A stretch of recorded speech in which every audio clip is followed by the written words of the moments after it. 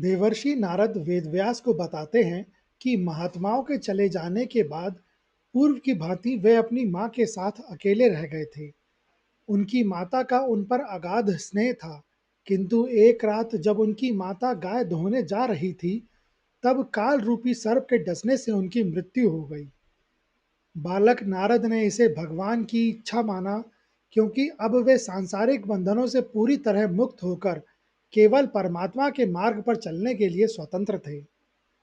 माता के देहांत के पश्चात बालक नारद उत्तर दिशा की ओर सघन वनों और पर्वतों को पार करते हुए एक एकांत स्थान पर पहुंचे। वहां एक पीपल के वृक्ष के नीचे बैठकर उन्होंने उन महात्माओं द्वारा सिखाए गए मार्ग के अनुसार भगवान के चरण कमलों का ध्यान करना प्रारंभ किया। ध्यान की गहराई में डूबते ही उनके हृदय में भक्ति का ऐसा उल्लास उमड़ा कि साक्षात भगवान उनके अंतःकरण में प्रकट हो गए।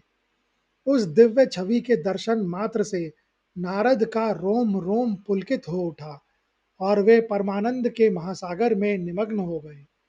किंतु वह झलक क्षणिक थी और फिर भगवान अंतर्ध्यान हो गए। भगवान के अदृश्य होने पर नारद व्याकुल हो उठे और पुनः दर्शन के लिए प्रयास करने लगे। तब आकाशवाणी के माध्यम से भगवान ने उन्हें सांत्वना दी कि इस जन्म में उन्हें केवल एक बार दर्शन इसलिए दिए गए ताकि उनकी भक्ति और तीव्र हो सके। भगवान ने स्पष्ट किया कि जिनकी बुद्धि मुझ में स्थिर हो जाती है, वे मृत्यु के पश्चात भी मुझे नहीं भूलते। समय आने पर जब उस कल्प का अंत हुआ और भगवान ब्रह्मा के दिन की समाप्ति हुई, तब नारद ने अपना पांच भौतिक शरीर त्याग दिया और भगवान की कृपा से उन्हें एक दिव्य आध्यात्मिक शरीर प्राप्त हुआ। अगले कल्प के प्रारंभ में जब भगवान ब्रह्मा ने पुनः सृष्टि की रचना की, तब नारद मुनि उनके मानस पुत्र के रूप में प्रकट हुए।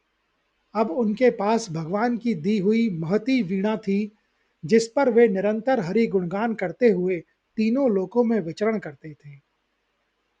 नारद मुनि वेदव्यास को समझाते हैं कि भगवान की कथाओं का गान ही संसार रूपी नौका से पार उतरने का सबसे सुगम मार्ग है।